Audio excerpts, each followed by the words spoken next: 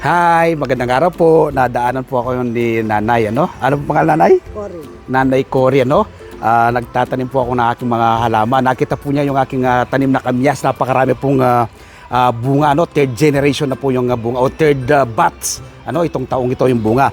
So meron po akong bagong transplant. Tama-tama po, meron bagong transplant. Sabi niya, pwede ba akong bumili ng kamyas mo? Kung meron kang bagong tanim. Sabi ko, hindi po ako nagbebenta. Nagbibigay po ako. So ito po, bibigay ko po kayo kay Nanay Cory, ano? Ito, dalawa na po ito, no? Dalawa na. Sabi ko sa kanya, pag-iwalayin lang niya kapag itatanim niya, ano? So Nanay Cory, tanggapin niyo po yung ating kamyas, alagaan niyo pong mabuti na yung pong kanyang mother plant niyan ay hitik po kung magbunga. So sana po ay mapangalagaan niyo po, ano? So Nanay Cory, sa inyo na po yan at alagaan niyo pong mabuti yung ating kamyas. So ito po si Nanay Cory. Ano pong masasabi niyo, Nanay Cory? Maraming salamat po, Sir Laiso. Napakalaking bagay nitong kamyas natin sa aming Sabi niyo po may tanim kayo at hindi niyo napapabunga. Awakan ko po muna para hindi kayo mahirapan. May tanim po ako ng kalamansi.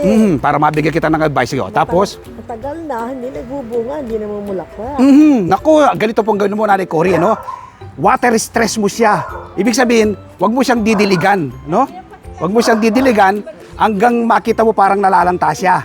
Pagkatapos noon, magdilig po kayo ng yung balat po ng saging, binabad na balat ng saging.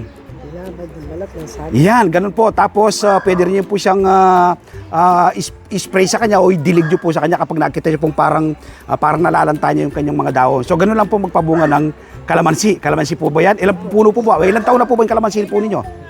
May 2 taon na. 2 years na ako, dapat po nagbubunga na yan, Nanay Cory. Ang kalamansi po kasi mapapabunga mo siya within within a year lang.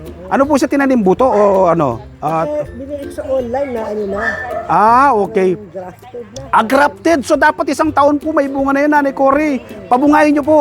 So nawa po, nakapag-advise ako ng konti sa inyo. So ito po, alagaan po ninyo. So si Nanay Cory po, naglambing ng kamyas. Ito po ibibigay natin sa kanya. Magtanim din po kayo, no? Sa mga bote po ng mineral water ay pwede naman pong magtanim. Tulad po ng aking ginagawang pagtatanim si Nanay Cory. Mahilig din po siya magtanim. Kaya naglambing po siya ng meron tayong transplant na kamyas. Ano po makukuha po ninyo kapag kayo nagtatanim? Una po, makakatipid ka. Pangalawa, masustansiyang pagsasalo ng buong pamilya. At pangatlo, makakatulong ka sa pagpreserba sa ating inang kalikasan. Salamat po. Happy farming and God bless. Salamat.